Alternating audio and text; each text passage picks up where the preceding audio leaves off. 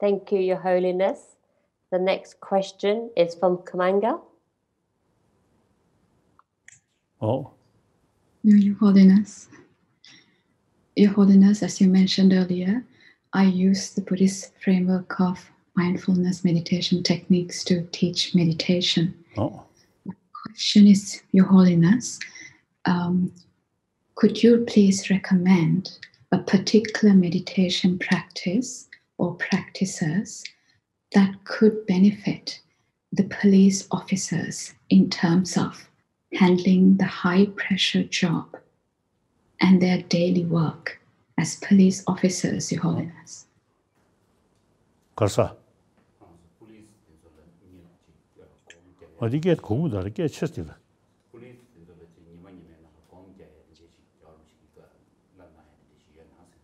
고마소. 가. 검제도 가자.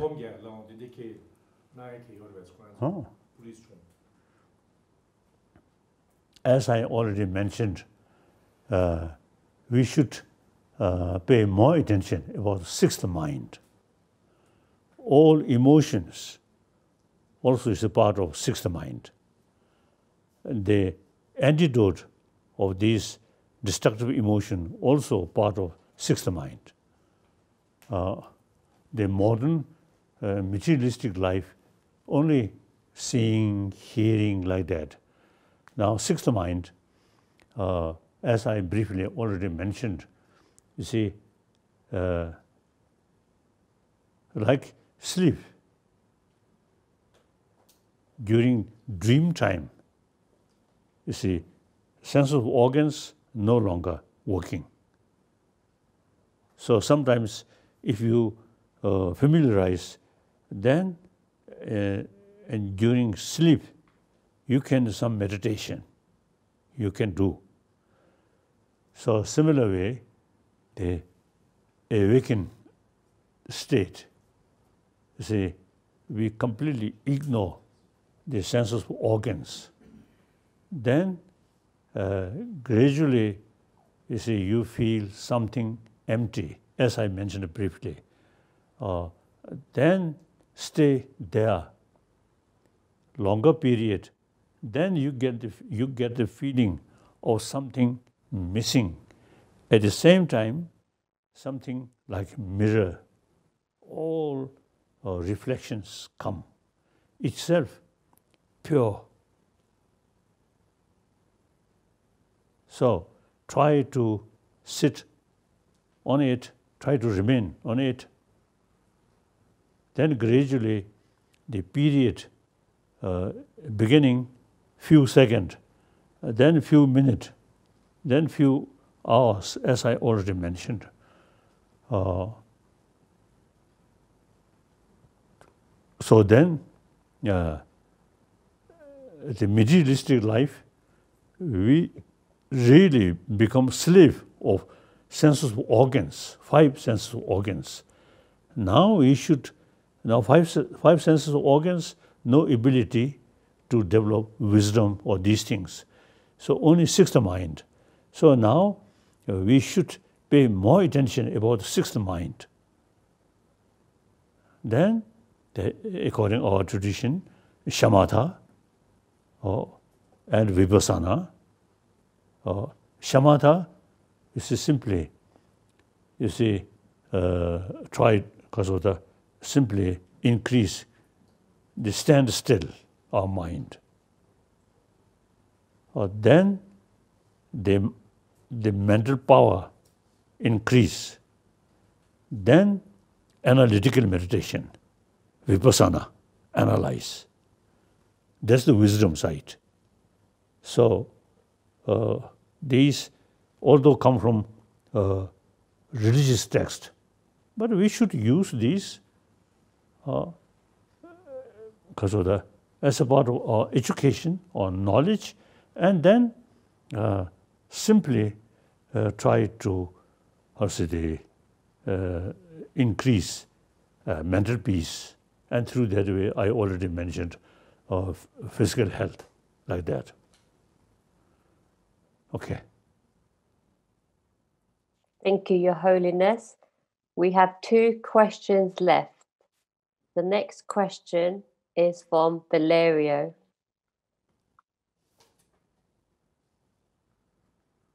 Yes. Good morning, Your Holiness. My name is Valerio. I'm a detective and I work in the domestic abuse unit.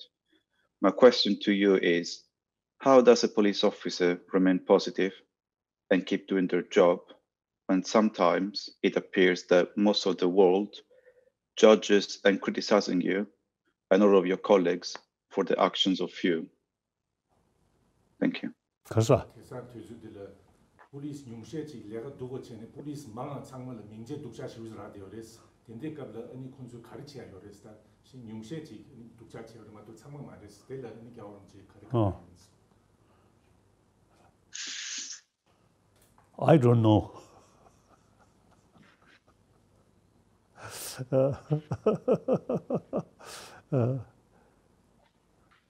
I think sometimes you see media also you see fond, you see to mention negative things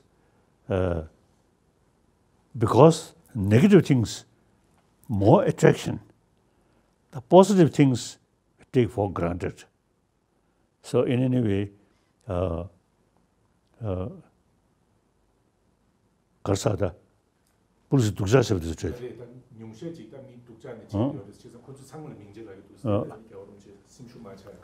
So you should explain about the truth. You see, there are, you see,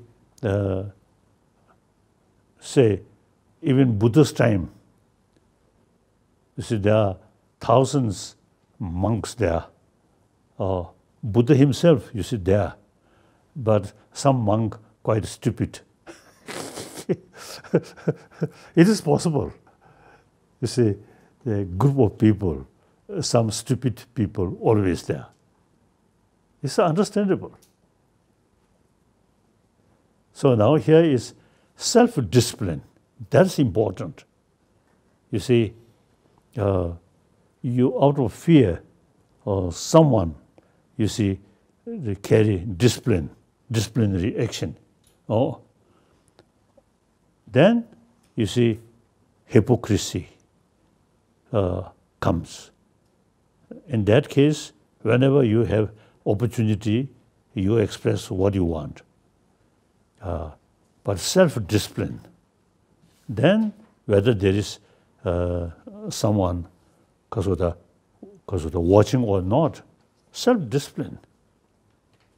So that, you see, again, the knowledge, if I do this, for temporary, some satisfaction, but long run, harmful. So these all, you see, thinking, analyze, then develop the self-discipline. That's important. Okay. Right? Okay. Thank you, Your Holiness. And the last question is from Tenzin. Yes. 공서초 공로 개주 경아 페벌 다시 델레 그새 유린 템베 멜럼쇼 투시. 게밍 텐지 멜럼 허르미상이 닝예 티와디 나란 레로기 삽 제네 슈여 아니 티와디 인게 토네 슈기. Good morning, Your Holiness. My name is Tenzin Hormitsang, and I'm a police officer based at the Borough Performance Unit at Forest Gate Police Station. My question is, as a police officer, I see many people who make very bad life decisions. These decisions hurt them and those around them. Do you have any thoughts on how to maintain hope and positivity in difficult times? Action, more wrathful action. No problem.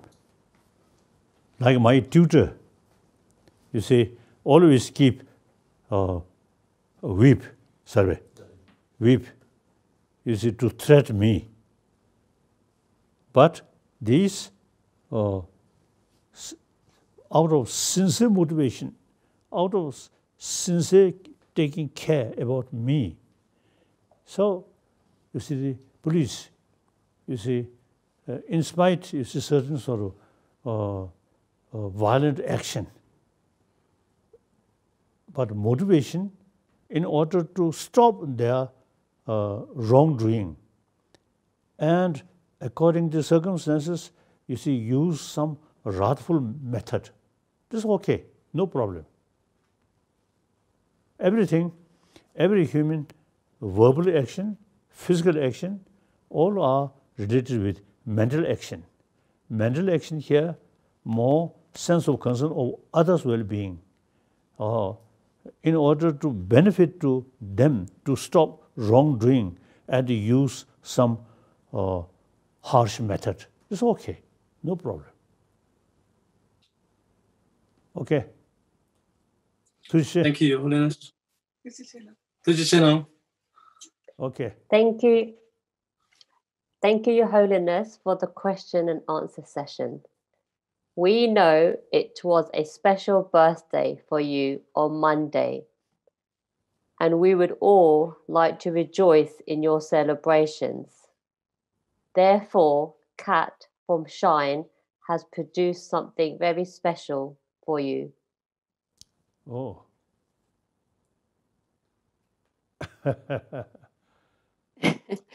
Hello, Your Holiness. It is my great honour to present you with a cake. Oh. And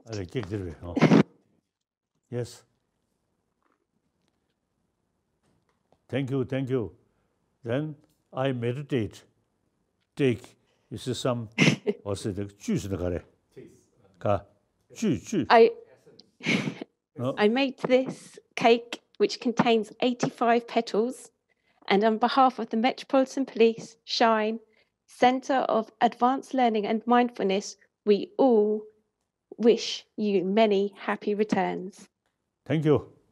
Thank you. So let me see the cake. Cake. Oh. Thank you.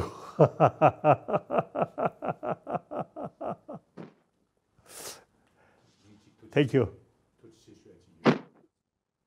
I really appreciate, you all,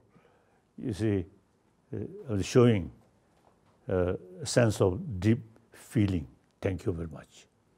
Truly, my brothers, sisters, we all have, as I mentioned earlier, same sort of potential.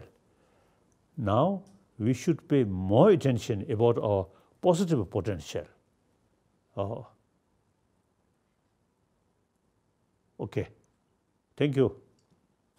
Your Holiness, thank you from the bottom of my heart for blessing my colleagues and guests here today. Never in a million years did I think we would have an opportunity like this. I am truly grateful to you, Calm, Shine, and the Metropolitan Police for making this happen and for touching so many of my fellow police officers and police staff here today. Your Holiness, I do have one cheeky small request. Would you come and be with us once again? England. Oh, yes. Oh, I will keep in my mind. Now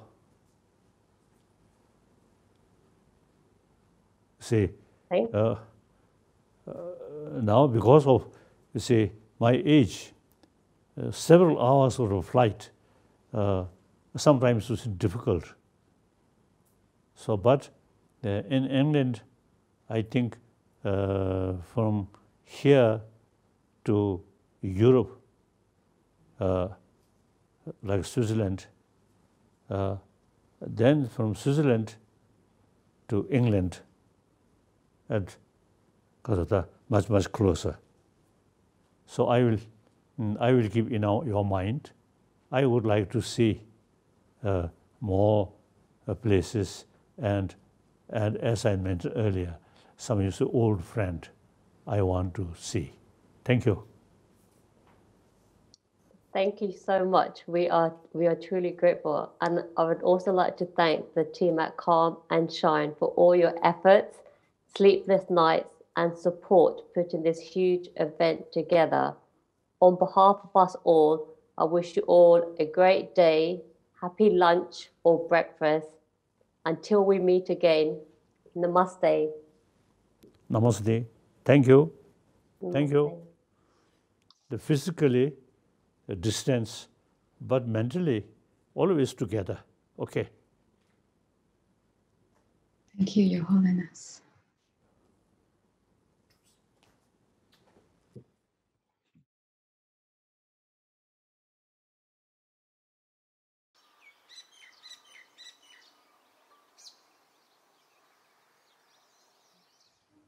Your Holiness, how wonderful to see you again. And I'd like to welcome everybody. Thank you for joining us from time zones around the world. My name is Nancy Lindborg. I'm the president and CEO of the United Institute of Peace, which is a nonpartisan, independent national institute founded by the US Congress 36 years ago, dedicated to preventing and resolving violent conflict around the world. And I'm honored to welcome you to an important conversation today on conflict, COVID, and compassion in partnership with the Office of His Holiness the Dalai Lama. Since 2015, I have had the remarkable opportunity to travel to Dharamsala each year with a small group of simply extraordinary young peace builders, 20 of whom are with us here for this conversation. Each of them is a part of the USIP Generation Change Fellows Network, and each of them have grown up in and around some of the worst conflicts around the world: Iraq, Syria, Afghanistan, Somalia, Venezuela, and each of them, in the face of violence and anger and hopelessness, each has chosen to be a peace builder in their own community. Each has chosen hope. And every year, we've had the opportunity to have a conversation with His Holiness on how to maintain the inner peace that enables you to build outer peace. How do you maintain that compassion and resilience? This year, unfortunately, we're not able to come to Dharamsala because of the pandemic. And it's a time when this issue seems more urgent than ever. We're watching the world struggle with the global pandemic, and we're seeing how people are often alone, they're isolated and afraid, they're losing loved ones. The pandemic is laying bare some of the inequity and injustice in too many countries. And we're seeing how COVID, particularly in conflict countries, is increasing hunger, upheaval, violence, and repression. So this conversation is more urgent than ever. We're so grateful, Your Holiness, for this opportunity to have yet another conversation with you on how to maintain that inner compassion and resilience. The next hour will be a question and answer session. First, I, Nancy, will ask several questions, and then I will ask 4 of our Generation Change Fellows to ask you questions. Our audience can follow the conversation on Twitter with hashtag Dalai Lama USIP. So let's get started. Your Holiness, it is so wonderful to see you again. Thank you for having this conversation with us this evening. So I'll get started with question number 1. We first met in 2015, and we discussed building a partnership based on our shared vision of a world without violent conflict. This is the vision that animates the U.S. Institute of Peace. And you often talk about the 21st century being the century to end violent conflict. How do you think we're doing 20 years into this century? Are we on track? And what should we all be doing to make sure we stay on track? That's my question. Okay. Thank you. Since many years, you come with a group of young people. So I always remember. So I very much appreciate your interest or your sort of effort. Thank you. Now,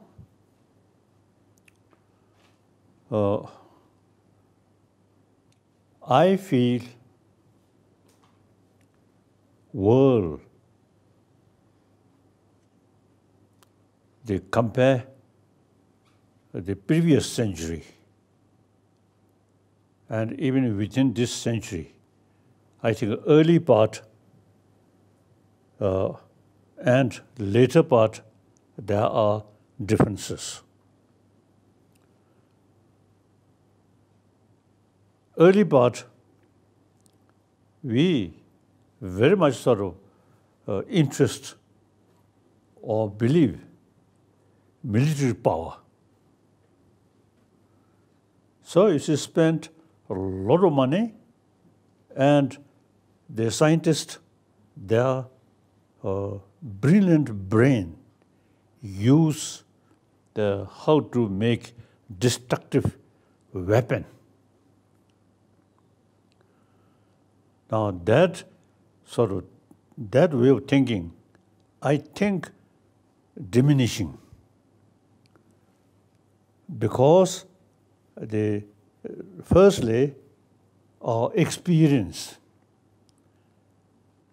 and previous century,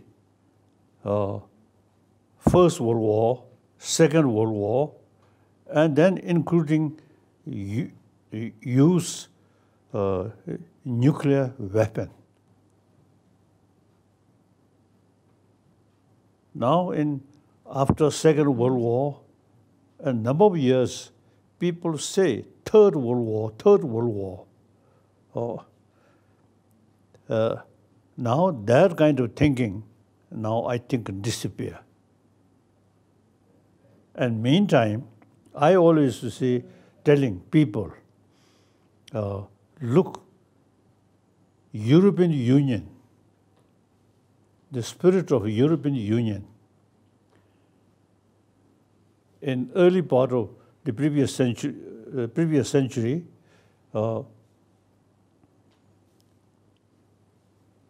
these European countries, and especially like France and Germany, they are truly sort of arch enemy, fighting, killing.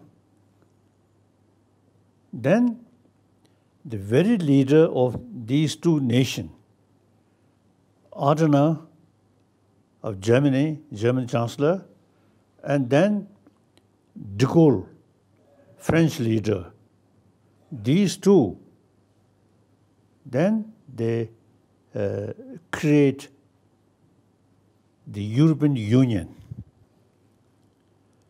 So since the European Union developed, then at least the last few decades among these members of European Union, never killing each other. Then also, you see, gradually, you see, the people realize nuclear weapon, you see, how to say, too dangerous. So the people, you see, start work denuclearization step by step. So I feel the previous century, we, I think, very much excited about the material technology. Or technology. It's just so impressed. So you see people we see much pay attention about the technology, including also build a nuclear weapon, these things. Then later part of 20th century, that thinking gradually reduced. As I mentioned earlier, European Union spirit developed. So I feel I have the view, see, the early part of 20th century or previous century, we too much emphasis about the material thing, technology thing. Now gradually, you see, we become more human being. So, you see, basic human nature, as some scientists say, we are social animal. Any social animal, the sense of concern of their community by nature, because without their community, individual cannot survive. So we human being, social animal, as soon as we're born, you see, our life entirely depend on our mother's care, and then mother also, without their neighbor, one parent, difficult to manage. So that is the human nature. We are a social animal.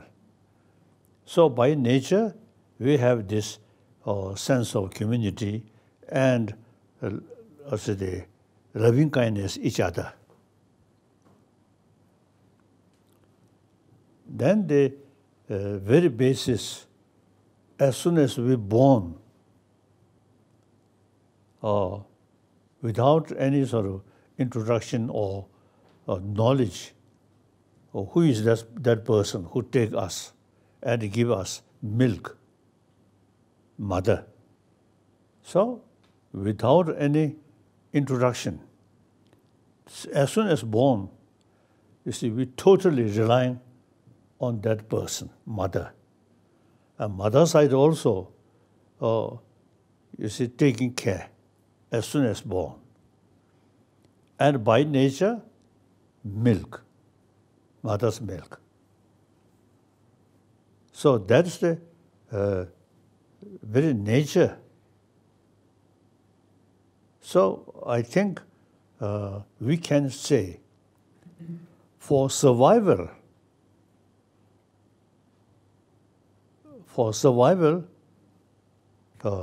more altruistic attitude, taking care of other. So on this planet, very small insect, I don't know. But otherwise, you see, those fly and birds and animals, all these survived with sense of taking care. Firstly, their own children, their own community. So these nothing to do with religion, biological factor, nature. So then I usually also feel and also express all religion of human being. So all human beings' religion, you see, talking about best human quality, that is human love. So all major religious tradition, in spite different place, different time, different situation, and eventually different philosophical view, but all carry same message of love. All religion. So therefore, we human nature is more compassionate nature. Now in the past, we too much sort of also pay attention about material or technology, these things. Now, I feel we human being, generally speaking, we human being becoming more mature. So now we pay more attention, including scientists now paying more attention about our inner value, inner peace. So now I have strong view in our existing education system must include education about our inner world. Besides, you see, education about our physical condition, including our brain, then mind, emotion should include part of our education, because emotion very important in our life. The positive emotion give us inner peace, inner strength. Destructive emotion is to destroy our inner peace, and eventually our physical health also destroy by too much anger, too much fear. These are destructive emotion. So now, time come, we have to pay more attention about our mind, about our emotion. So this should include in education about health. So these also the description about emotion should not consider a part of religion, but simply academic subject and related with our physical health. Mental health, more peaceful mind, peaceful emotion, automatically, you see, the immune system, our body, and including blood pressure, all become very normal.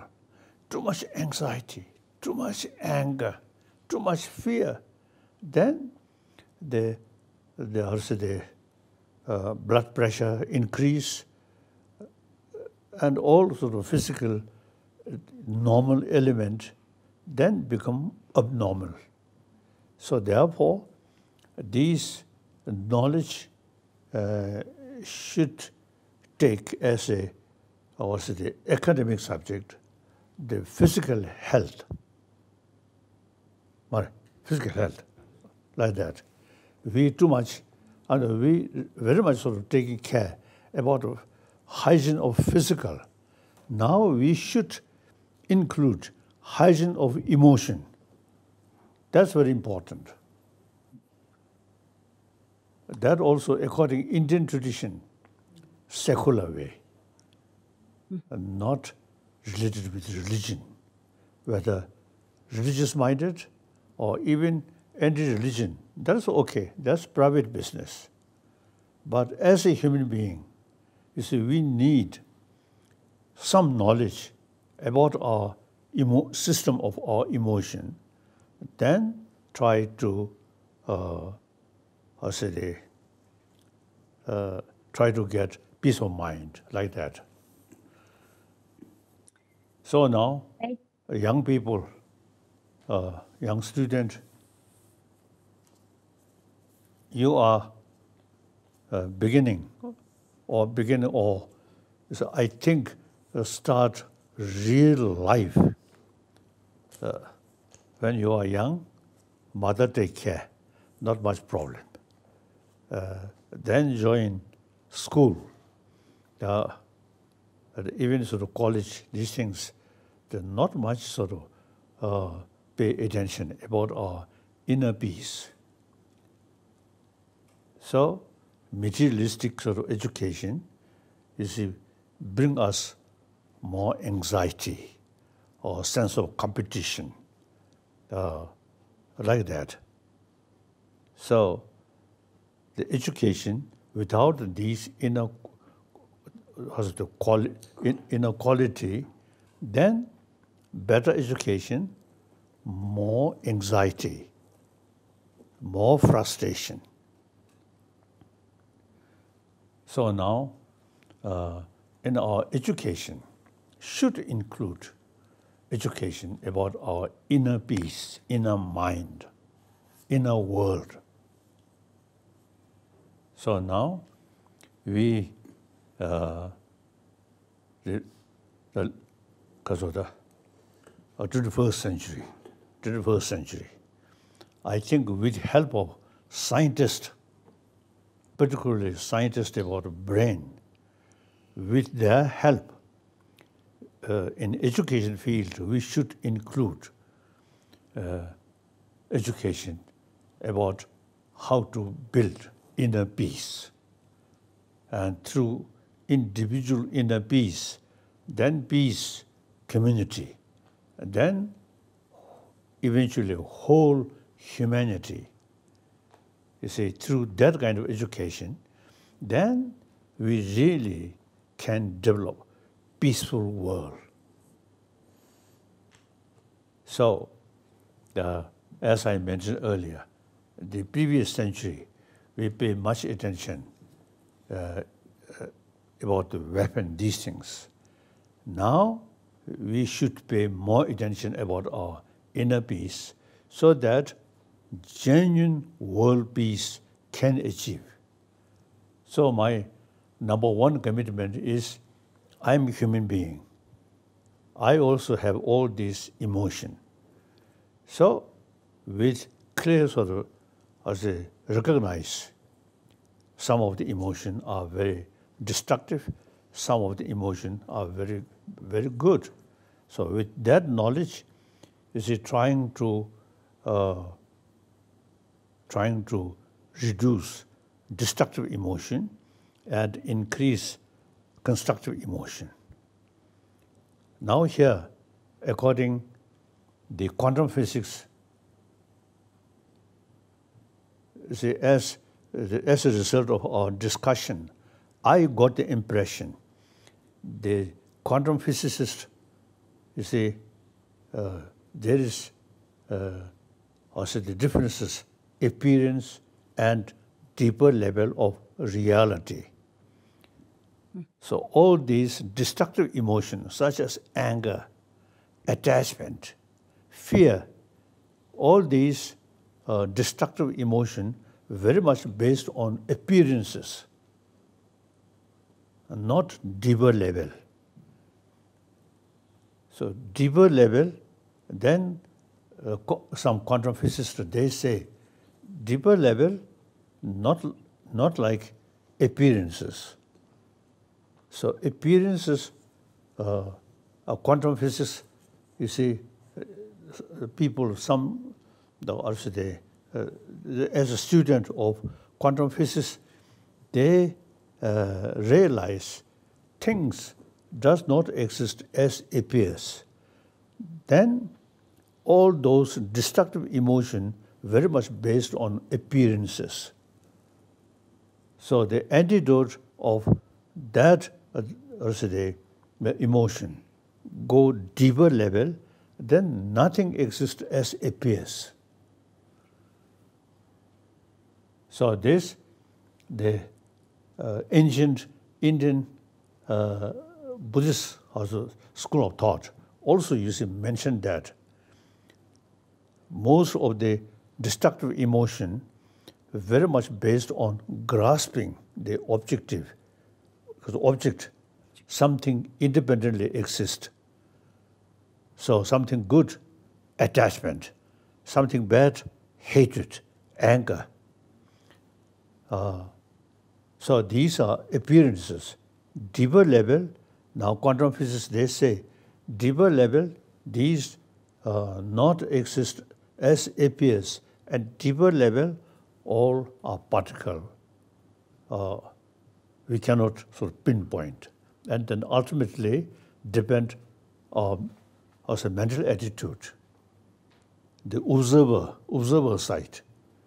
So long observer there, and 가서 또 다녀줘봐 가서 using language. So identify like that, then these emotions come. So deeper level, nothing else appears. So all the destructive emotion based on appearances. So once we realize these appearances does not exist in deeper level. So these, now some quantum physicists mentioned that. And of course, some my own conclusion. Perhaps I have some influence of Buddhist philosophy. All our destructive emotion, you see, very much based on kasa, grasping things, grasping good and attachment. Things bad, or grasping bad, then fear, anger. So the Buddhist tradition, Buddhist philosophy, Buddhist psychology, you see, mentioned things does not exist as appears. So the very basis of negative emotion no longer there. Things just mere designation. Like Nagarjuna and Ajanta Kirti in their writing clearly mentioned. So I myself, as a Buddhist student, you see, learn these things and practice, implement, or really they also they're very, very helpful to maintain peace of mind. So now some scientists also now showing interest like that. So my number one commitment is promotion of, the inner peace. Through inner peace, world peace can achieve. Firstly, individual inner peace, then family level inner peace, then community level through inner peace, genuine peace. Then through education, and also through use some technology information. Through that way, you see, we can teach, we can share these deeper knowledge, deeper experience. Ancient time, you see, different continent, different country.